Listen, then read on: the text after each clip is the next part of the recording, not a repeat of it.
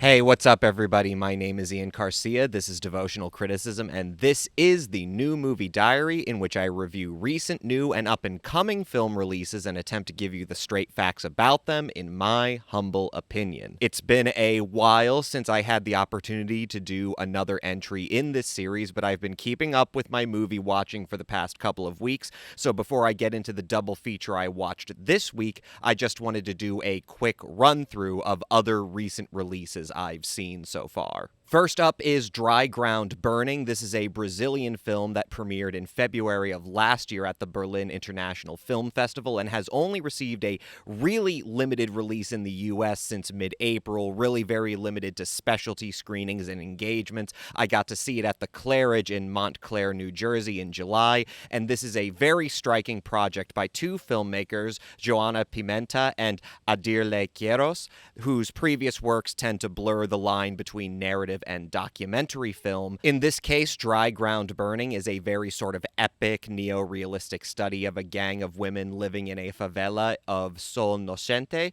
basically this area of deindustrialized rural Brazil that is a hotspot for organized criminal activity and where crackdowns on the male-dominated drug trafficking by the increasingly militarized police under the regime of Jair Bolsonaro has led to a vacuum of power in which these women take control for themselves and primarily make their money by stealing oil from a derelict pump and refining it into gasoline that they then sell on the black market. That's really just the tip of the iceberg for Pimenta and Queiroz's film, which again really blurs the line between documentary and fiction, relies on the casting of non-professional actors, the casting and depiction of real people in Sol Nascente, and basically giving a heightened, embellished sense of their existence and experience, and doesn't follow a conventional narrative arc, but is really about the long study and observation of how these women attempt to survive and take control of their lives and advocate for more social power. I think for a lot of Western observers, the main point of fascination for Dry Ground Burning is how much the scenarios and imagery that Pimenta and Queiroz depict is really rather vividly evocative of the more dystopian and post-apocalyptic science fiction, and it seems as though the filmmakers are rather consciously and satirically playing into that irony, that whereas in the West we must imagine the nightmarish scenarios of a RoboCop or a Mad Max world, there are places where what is science fiction for us is really much closer to material fact, though obviously conveyed in a much less stylized, much less spectacular, much less exploitative terminology. Now, this one is a long sit-through, and you really shouldn't underestimate the extent to which Pimenta and Queiroz really expect you to live in the world of these characters, including the extent to which that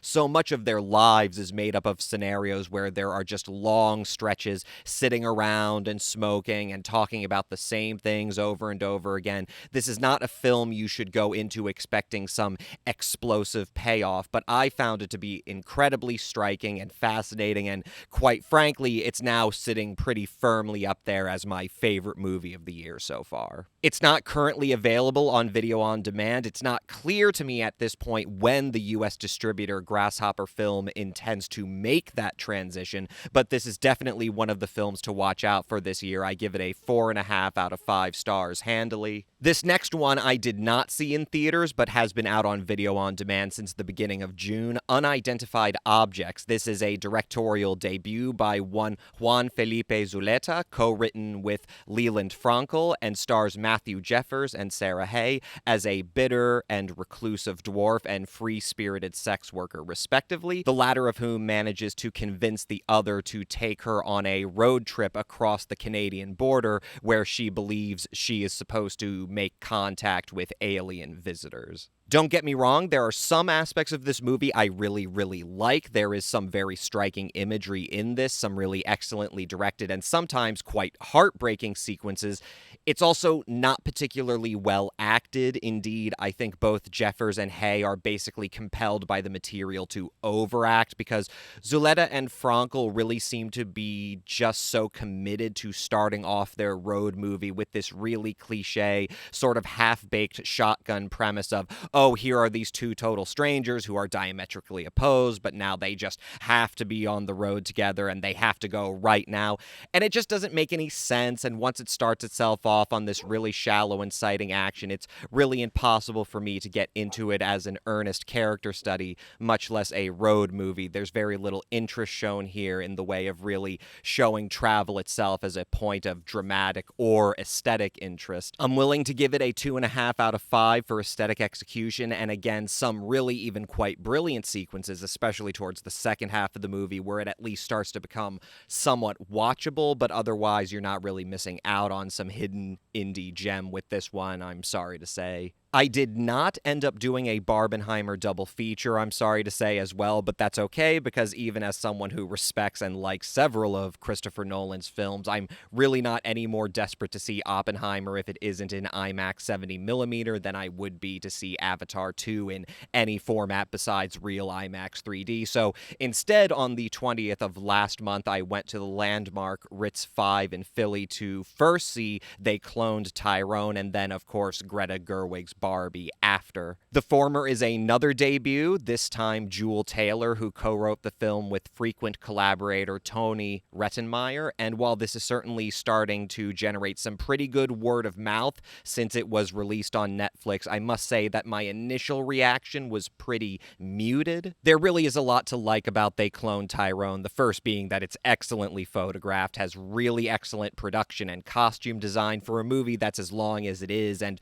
where there really isn't any mystery at all to the story. It's excellently paced, and it's all anchored by 3 really good performances by John Boyega, Teyonah Parris, and Jamie Foxx especially. On the other hand, I found They Cloned Tyrone to be both really tiresomely derivative and over-serious. This is a film that alludes rather heavily in its aesthetics to blaxploitation cinema, but is really most like a blaxploitation film in how much it really does feel like a really shameless ripoff of much more narratively, and it should be said aesthetically, novel films that came before it, like Get Out or Sorry to Bother You. I'm willing to give They Cloned Tyrone a solid 3 out of 5 on its technical merits, but I really just think it ought to be stressed that there really doesn't appear to be an original voice behind it, like Taylor and Rettenmeier are really just hitching their ride to, at this point, a really rather stale, vogue, and genre films, and executed in a way that is very externally flashy, but just doesn't have the underlying dramatic texture or substance,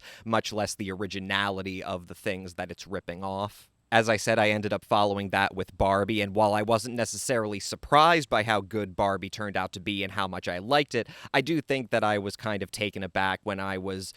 all said and done by how this outwardly fun, poppy, flighty, sort of deliberately frivolous film turned out to have a kind of understated, bleak affect to it. By which I don't mean that I'm responding to the apparent subversiveness or satiric nature of the film. I'm in general very cynical in my opinion of the film, even to the extent that I really enjoyed a lot of aspects of it and really respected a lot of other aspects of it. I just think that anybody who is charging with the idea that this is somehow a subversive take on Barbie is kind of underestimating how much any attempts to subvert Barbie are already going to be kind of prefiguratively subsumed into the Mattel branding. Because if I could describe the attitude of Barbie, it wouldn't be that it's subversive, it'd be that it's clearly made by filmmakers who are very kind of extraordinarily passionate about the subject, and who are so passionate about it to an extent that they seem to anticipate that their subject is already so iconic and so ubiquitous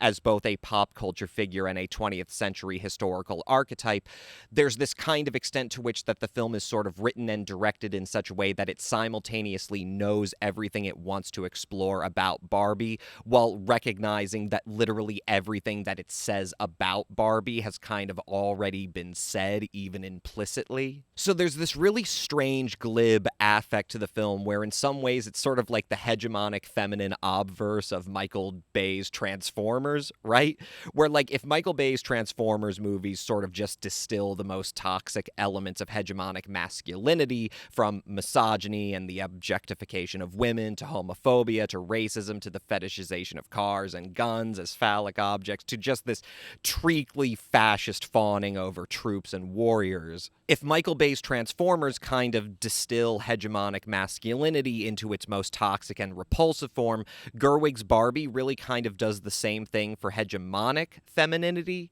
you know? Because on the outside, Barbie really does present itself as this really fun, flighty, quintessential girl power kind of movie, but then so much of the humor is like so masochistic and kind of defeated in its tone. Like, a lot of people seem to be complaining that Greta Gerwig made a Barbie movie where Ryan Gosling's Ken seems to kind of ironically get more audacious, bigger parts and a big musical number and a big battle sequence, and his own emotional arc that kind of usurps and takes over the movie. And it's like,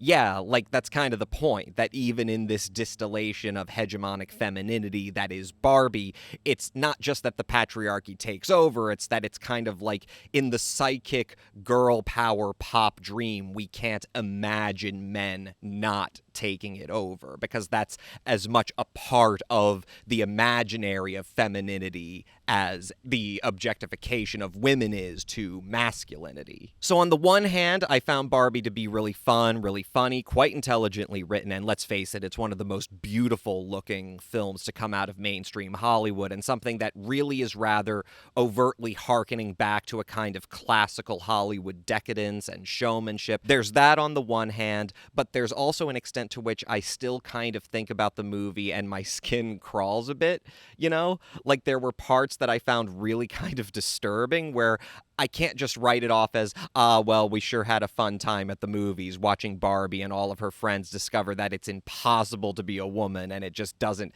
get resolved. We just laugh it off while we choke back our profound existential dread about it. So not to belabor that, I knew I was probably going to talk about Barbie more than anything else, even more than Dry Ground Burning, for God's sake. And, like, Dry Ground Burning is a real feminist movie, so, like, ladies and gentlemen, let's grow up. We had our fun, we got our frivolous entertainment, but let's pull up our big kid pants and watch something that's actually a mature, artistic experience exploring a heightened version of reality, and not just what Barbie is, which is kind of, again, the distillation of a whole psychic realm of hegemonic femininity that is just constantly echoing within and talking to itself, but never really breaks out of or escapes or touches anything material. Or I would be able to say that if Dry Ground Burning were available, so please, Grasshopper Film, for the love of God, can you put this thing out already so I can tell people to see that instead of Barbie, because we're, like, dying over here. We're being killed inside by Barbie. Please help us. Barbie is telling us to start cutting again. But anyway, that's a wholesome 3.5 out of 5 for Barbie. Moving right along, on the 27th, I stayed at home, decided to do a double feature of Disney's new Haunted Mansion movie, and then Talk to Me, a little Australian indie horror made by a pair of brothers who had previously gotten famous for YouTube videos I know nothing about. Haunted Mansion, easily one of the worst movies I've seen all year. Anybody clutching their pearls about Greta Gerwig selling out by making Barbie really ought to be saving some of their sorrow for what's happened with Justin Simien, someone whose independent debut as a writer-director, Dear White People, even if over time it hasn't proved to be as significant or to have had as much staying power as it felt like it would have had when it was released all the way back in the fall of 2014, at least was a very promising debut. Obviously, Simien spent much of the intervening years focused on producing the Hulu original series based on Dear White People, came out with a belated sophomore feature, Bad Hair, in 2020, which wasn't really terribly good, but even still is now basically just slotted into this attempted reboot of a film franchise based on a Disney theme park ride that, far from just feeling like there is just no real vision behind it, also just feels entirely incoherent, even as a disposable bit of summer entertainment. I mean, say what you will about Barbie, but I think the thing about Barbie that has really captured the zeitgeist at the moment really does boil down to the fact that, like, it looks like a real movie that has a real vision behind it, that even with all of the attenuated cynicism that goes with it, at least looks and feels like something that the filmmakers behind it are bringing the same level of passion and devotion that they do when they're doing something more serious, you know, like Greta Gerwig's solo directorial debut with Little Bird or her adaptation of Little Women. It's a film where even if you hedge your bets and say that it's fundamentally compromised by its origins, at least looks and feels like something passionate and earnest, contrasted with something like Haunted Mansion, where at every level, from the writing to the direction to the production design to the casting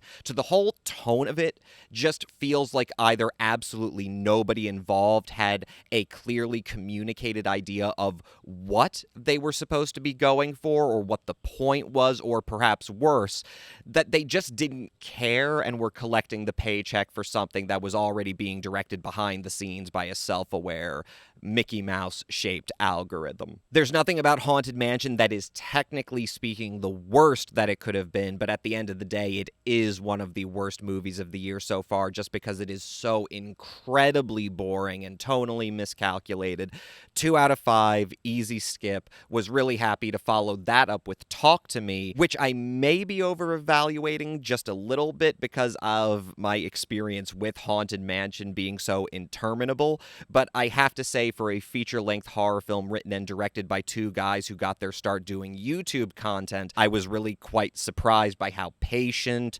slowly paced, and character-driven the film was. And I must say that while it's not exactly the most original film in the world, I must say there really are some rather ingenious and off-the-wall directions that the story goes in, that while there are some parts of this film that are quite gruesome and well-executed gruesomeness, mind you, I think what I really appreciated about this little movie was how much it strikes for a tone of the viscerally weird and unpredictable in order to play up the tension of it so that you're kind of effectively distracted from the rather formulaic aspects of it. Not an all-timer by any means, but I'd give Talk to Me a decently good 3.5 out of 5. Would recommend it especially if people are a little jaded that it's being distributed by A24. This is really not in the typical wheelhouse of that distributor's tendency towards more high concept and cerebral horror movies. It's a quite well executed piece of popular entertainment, well worthy of your time if you haven't caught it yet. I ended up catching another one on streaming, another Netflix release, this time a documentary called The Deepest Breath, profiling 2 individuals, the competitive freediver Alessia Zaschini and her attempts to break the women's record for deepest freedive, and then Stephen Keenan, a safety diver who basically makes it his life's work to train, educate, and assist freedivers as they undertake their really incredibly dangerous sport. I've been neglecting documentaries quite a bit this year, unfortunately, and I was really looking forward to seeing The Deepest Breath, but I'm sorry to say that while there's certainly some interesting and fascinating aspects of this, I just didn't find this to be consistently well executed as a piece of documentary storytelling. I can understand the attempts by the filmmakers to balance their portraits of Zaschini and Keenan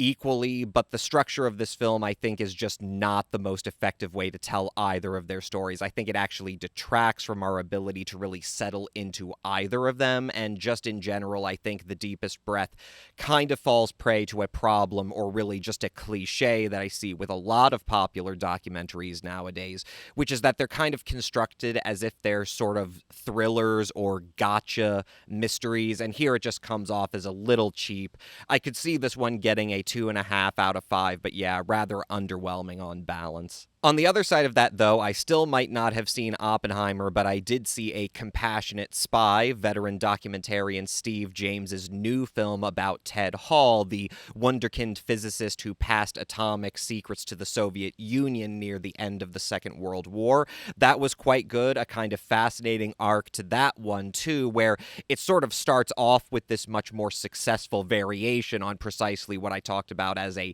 negative for The Deepest Breath, which is the sort of documentary as thriller, but in this case done much more successfully and with no small help from some tremendous archival work that really sets you in a frame of mind for just how schizophrenic and kind of fanatical that period of history was, only for the film to rather imperceptibly move into something more based in a kind of ironic malaise and a lack of real closure. I give that one a 3.5 out of 5. But with that covered, let's just jump into my double feature for this week, which has actually been pretty good for limited but still reasonably mainstream released independent and foreign films. First up on the docket is Dreamin' Wild, starring Casey Affleck and Walton Goggins as Donnie and Joe Emerson, two brothers hailing from rural Washington who, now in their 40s in the year 2011, suddenly discovered that an album that they recorded as teenagers in the late 70s has now developed a cult following among collectors of private press records, and that Matt Sullivan,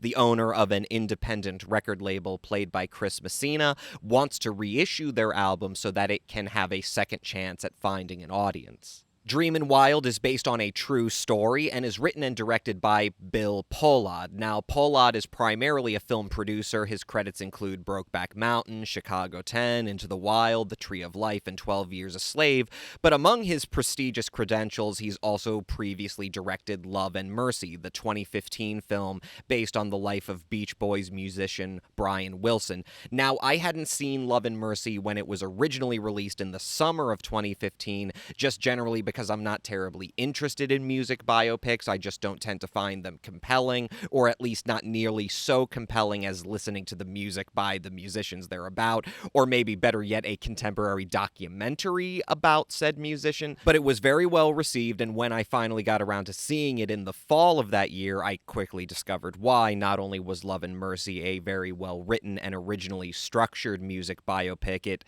didn't just do the cliche thing of taking us through the stages of Brian Wilson's greatest hits. It rather ingeniously focused the story by juxtaposing the production of the Beach Boys' Pet Sounds and aborted Smile album with the late 80s as a mentally declining Brian Wilson attempts to pursue a relationship with future wife Melinda Ledbetter while basically being controlled and exploited by his therapist and legal guardian Eugene Landy. Not only that, and not only in addition to being a generally very well acted film with great performances from both Paul Dano and John Cusack as Brian Wilson, Elizabeth Banks as Ledbetter, and predictably Paul Giamatti as Landy, I also think that rather undersung Bill Camp as Brian's father, Murray Wilson. He was also exceptionally good in this movie. In addition to all of that, Love and Mercy was also just brilliantly shot with this great, bright, poppy color palette, complemented by the use of both rather grainy 35mm and also 16mm film stock that,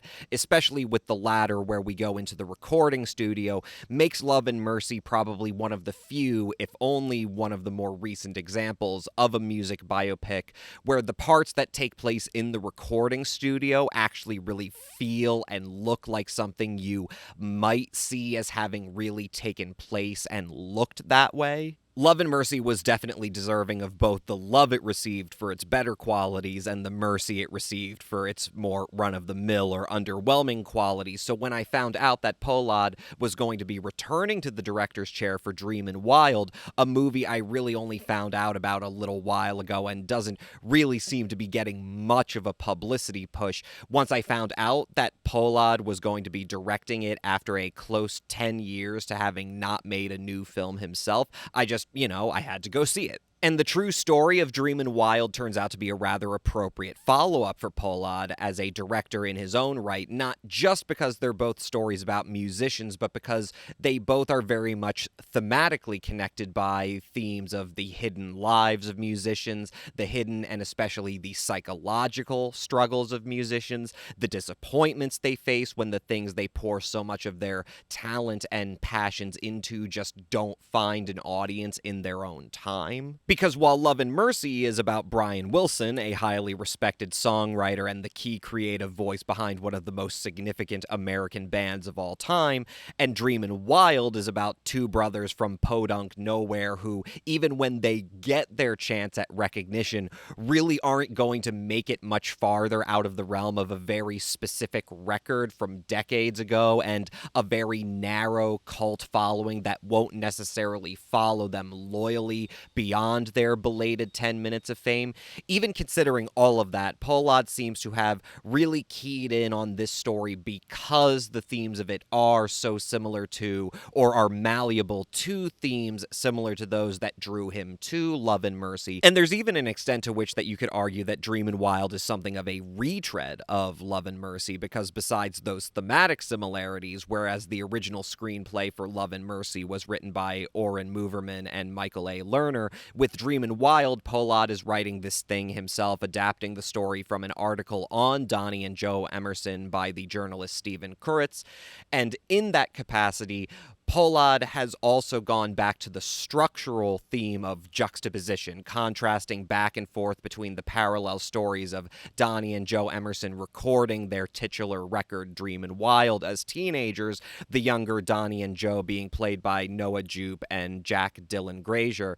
contrasting back and forth between that story and then a present tense story that concerns the rather starry-eyed Joe's kind of naive happiness to be able to reunite and play with his brother again, and then the older Donnie's real struggles with dealing with the reality that he's been struggling all his life to make it as a musician, and now all people want to hear is the music written by the kid who he just isn't anymore. There's also a lot of tension for Donnie revolving around how much his family has lost financially by supporting his dream, and just like with Love and Mercy, there's even a kind of climactic culmination in the tension between these two parallel stories, with the older and younger musicians seeing each other and sort of bridging this long temporal divide. And to the extent that Dreamin' Wild is very much a retread of Love and Mercy from both a thematic and structural perspective, I don't necessarily think that in and of itself is a bad thing. I actually think there's something Dreamin' Wild really has going for it. It's really cool to see Pohlad bring the same sense of pop culture magnanimity and kind of ethereal fascination that he had for Brian Wilson and his music and his struggles, and just transpose it to these two guys who, by the end of the story, the real life story even, are still just basically playing dive bars. There's this real humanistic appeal to Dreamin' Wild, precisely because for Donnie and Joe Emerson and for the Dreamin' Wild album, which, if you haven't heard it, it really is quite good. It's not just audiophiles and music nerds blowing smoke up each other's asses. It really is a really cool, well-written, effective piece of popular art. The thing is that as far as Donnie and Joe Emerson and their album, that was never supposed to escape the atmosphere of the most claustrophobic kind of regional obscurity, Dreamin' Wild really is effective precisely because the lack of familiarity with Donnie and Joe's music can really facilitate the feeling that you're watching an actually relatable story that is actually about how hard it is to have all of these big dreams practically carved from the edifice of the types of cliche grand narratives we tell about musicians and celebrities, especially in music biopics, and how hard it is to just sort of have your innocence die and to not only see your dreams crumble, but also that sort of specific mortifying feeling that maybe you invest so much in your own passions and you can't pay your family back for everything they've done to give you the chances they never got. There's a lot of juicy, tear-jerking, and feel-good fodder that I think works in the favor of Dreamin' Wild because to the average person, this isn't a music biopic. It's just a story about youth and heartbreak and growing old and getting a second chance and learning to face your demons and admit when you need help and heal from old wounds. It's not just about somebody who hit it rich making songs that we're now all sick of hearing playing over and over again in the grocery store and then snorted it all up their nose, you know? And as a matter of fact, I would really be curious to know how effective the movie is for people who haven't heard Dreamin' Wild, which is going to be a lot of people, because one of the more challenging things about Pohlad's vision for the film, and again, not really unlike with Love and Mercy, is really his commitment to virtually never letting us, hear a song all the way through. Just like with Love and Mercy, the sonic scheme of the movie really is more about just taking and isolating the fragments of music, even the fragments of parts of the composition, like different instruments, especially in the process of making, recording, and mixing it. And then even when you start hearing the song in a more conventional way, like a normal soundtrack cue, having it either end very abruptly or sort of become distorted and meshed with a much more abrasive kind of soundscape. It's really effective in Love and Mercy, but in Dreamin' Wild, it's kind of a crazy move because, again, nobody has really heard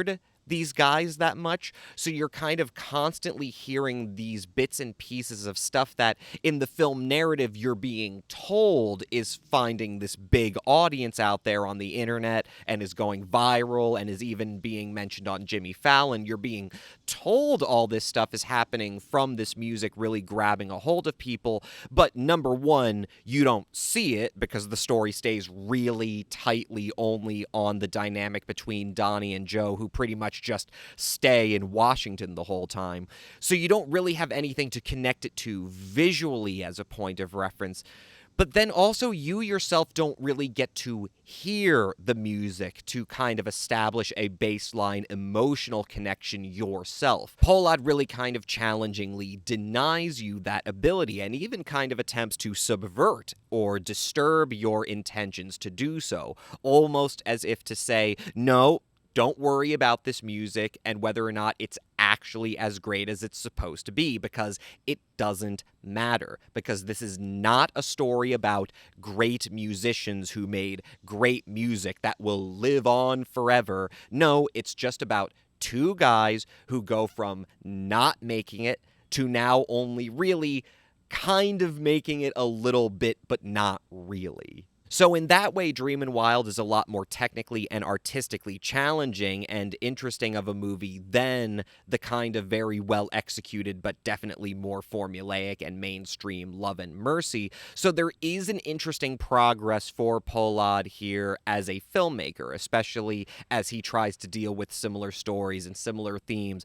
but in both similar but also quite radically different ways. But there's also, unfortunately, an extent to which Dreamin' Wild is kind of unsatisfying, because while Pollard, I think, makes very interesting directorial choices, the problem is that as opposed to when Love and Mercy was being written by Moverman and Lerner, I just don't think screenwriting is where Pollard's strengths are. I think the dialogue of the film, especially, is pretty damn weak. I found it to be very much overly didactic and in some parts definitely quite overwritten, where it seems like a character will just keep going and going with this delivery that just very inelegantly summarizes the thematic arc of their character, and it just seems like they keep making the same point over and over again. Quite frankly, it has a lot of problems with its dialogue that are in terms of it being a cliche of the music biopic, much more than Love and Mercy had. And look, I get it. This is a film that is very much couched in the idiom of these characters being kind of unpretentious, salt-of-the-earth people. And in that regard, Beau Bridges as the boy's father,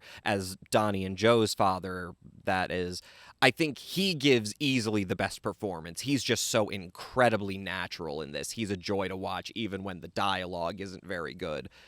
But that's the thing. The way the dialogue is written doesn't strike you as unpretentious and straightforward. It just kind of comes off as overly self-conscious, if anything. And unfortunately, I think that quality of Pollard's writing really holds his cast back because they're not really given a lot to do in this movie other than another cliche of the music biopic,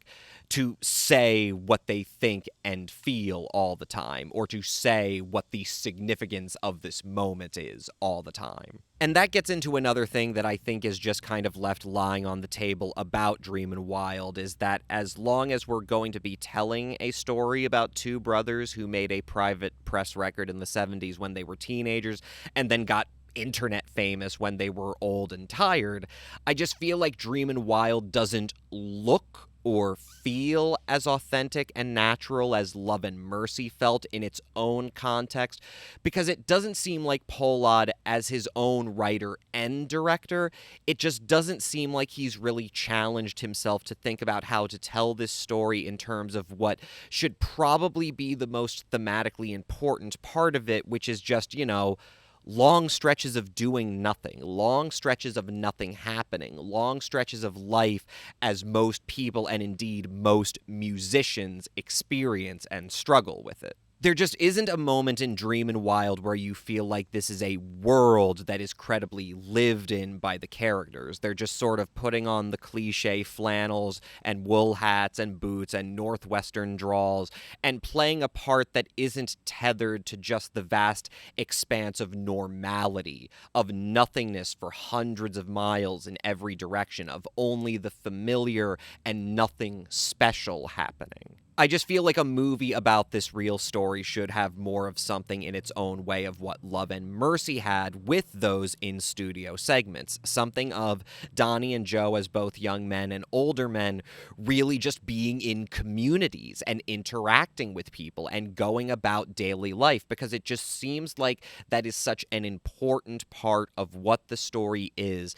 and Pollard just doesn't seem to be able to effectively imply it. So while there's definitely some stuff to like and indeed to really respect about Dreamin' Wild from an artistic perspective, I gotta say I finally came down to the opinion that it really was rather underwhelming. I would give this one a decent 3 out of 5, and while I would say that this is probably falling prey to the cardinal sin of a music biopic by just making you want to recommend just going yourself and listening to the music, listening to the original Dreamin' Wild record, which is now available on all the major streaming platforms, I have to say I'm actually more interested in seeing people who have never heard Dreamin' Wild going to see the movie Dreamin' Wild and telling me what they think, because I actually really want to know how Pollard's use of music works when you don't have anything to connect it to, any point of reference. But moving right along, I do have a really good movie to recommend this week, and that is The Beast. This is a Spanish-French co-production directed by Rodrigo Sorogoyen and co-written between Sorogoyen and his frequent collaborator Isabel Peña. And together, Sorogoyen and Peña are pretty major creative voices in not only Spanish film but also television,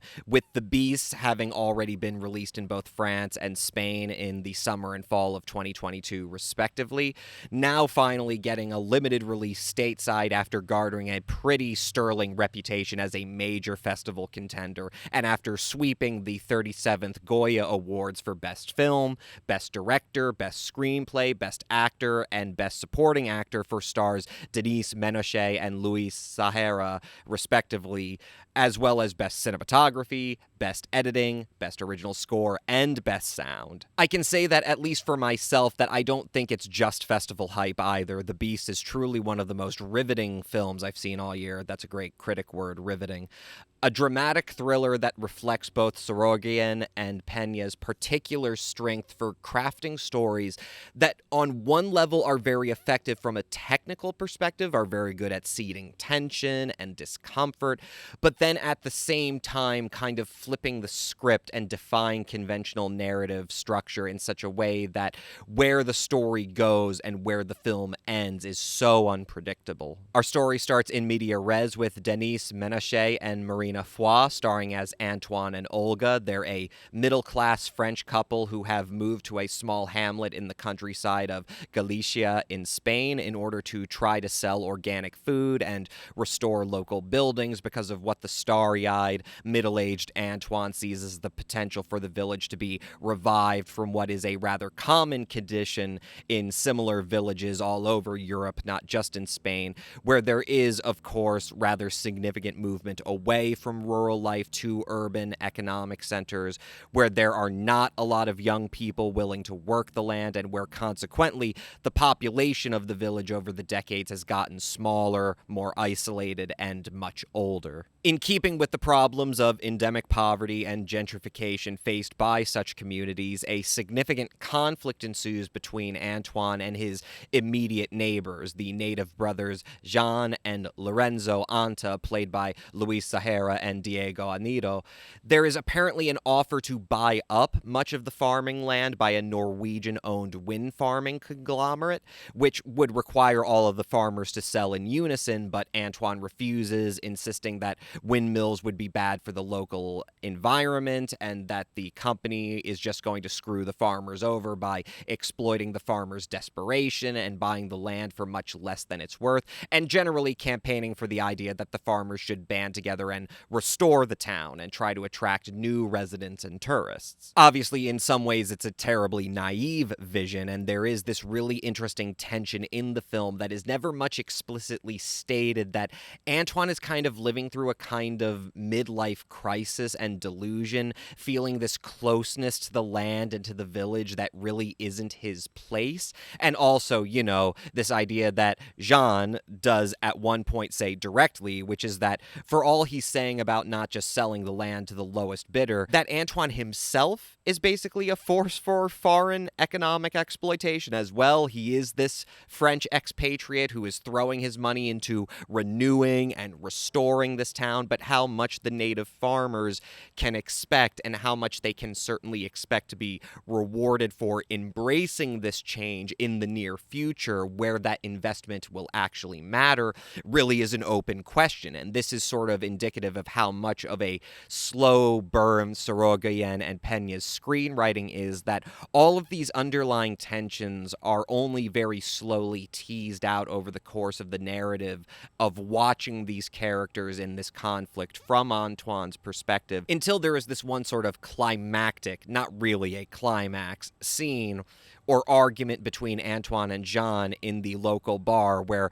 Antoine is at his most desperate and Jean is just totally unwavering in his obstinance and hostility towards Antoine, and where, ironically, when both characters are basically just laying their cards out on the table, and despite the fact that this is the moment where our sympathies are very much with Antoine and for the desperation of his situation, ironically, through this scene, the contradictions inherent in the goals that he's pursuing sort of bear down on you, and you start to realize that Jean's own position is very much sympathetic in its own right, but also that it becomes harder and harder to see the point in what Antoine is attempting to accomplish, and you really reckon with the flimsiness and kind of contradictions of his ideals. In that same scene, Jean says something very fascinating, where he finally has a moment of total clarity with Antoine, where he just explains to him how basically he never really had an opinion of being a farmer and how hard his life was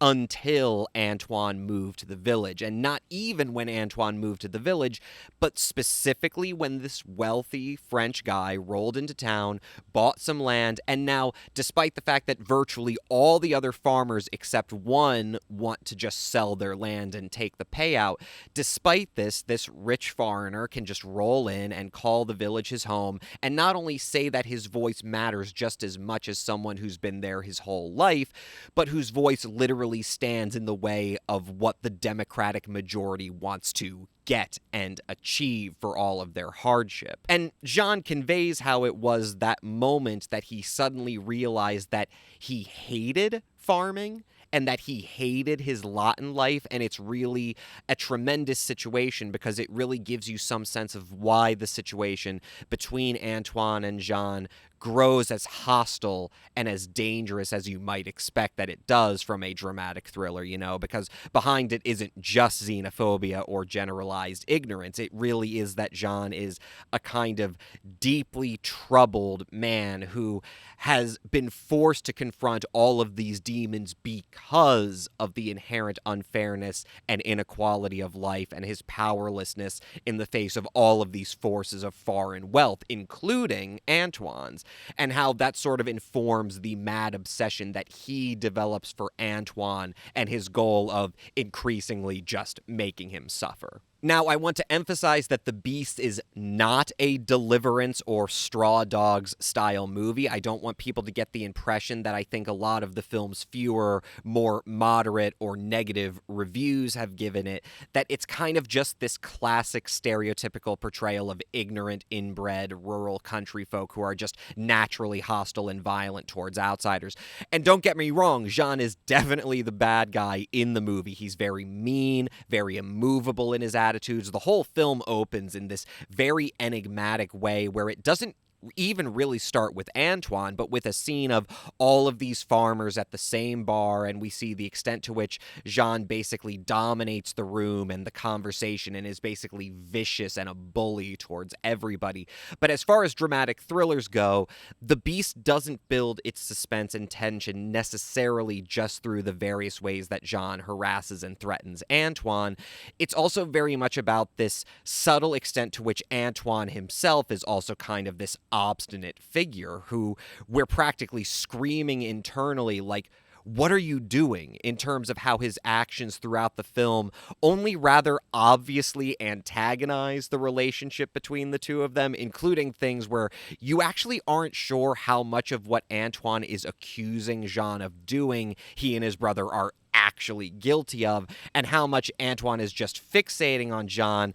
because he has the guts to disrespect Antoine to his face, whereas there is the possibility that there are a lot of people in this village who hate him and are just trying to drive him away. And so the really disturbing qualities about the beasts will boil down to really little things that are frankly just as, if not more disturbing than the sorts of things we're used to seeing in movies about fish out of water guys who end up surrounded by violent hicks,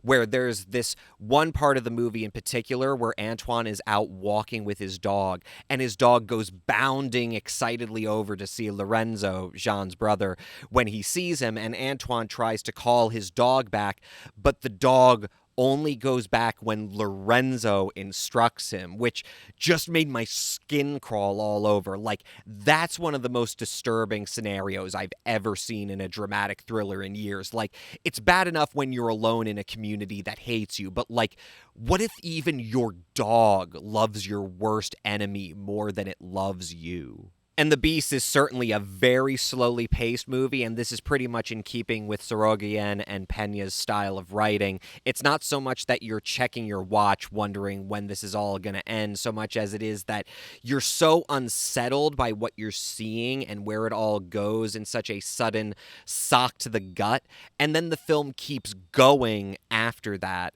It really did feel like the second half of the film was virtually its own separate film, as the focus then shifts to Olga, Antoine's wife, and her relationship with their daughter Marie, played by Marie Colombe, and Olga dealing with not only what has happened to the two of them, but very directly with the consequences of Antoine's sort of insane dream that Marie calls out very directly, basically accusing her mother of just capitulating to whatever her husband wanted, even when it destroyed her life. And there is this really sudden pivot in the narrative of the film and its thematic focus, which sometimes feels like it could be its own completely separate film, but so that it's very in keeping with Sorogoyen and Peña's style, in that we reach a point where we're not really on the edge of our seats anymore, but we're kind of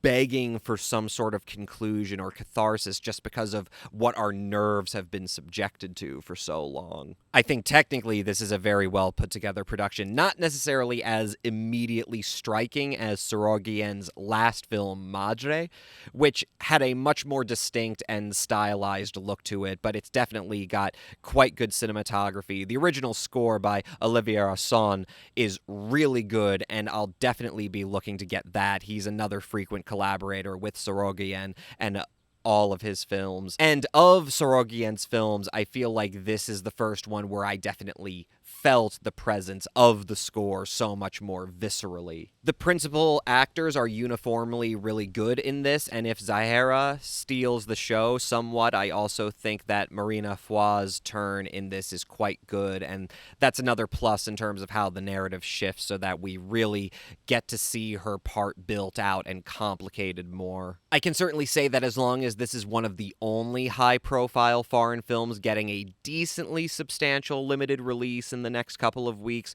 you should be sure to check out your local AMC and Regal listings to see if you can't see it, because it's very much worthy of the buzz, and if we have to have at least one more mature, adult-oriented, and artistically driven movie out at our major multiplexes, we're really blessed to have The Beasts as an option, so I'm hoping you guys won't sleep on it, and take the opportunity to support this if you can, and get your nerves rattled a little bit. I'm going to give this one a well-earned 4 out of 5. I think that about covers it for this episode. I hope you guys have an opportunity to check out both these movies and give me your thoughts. Otherwise, like, subscribe, bell, yada yada. My name is Ian Garcia. This is Devotional Criticism, and this was the New Movie Diary. I'll catch you next time.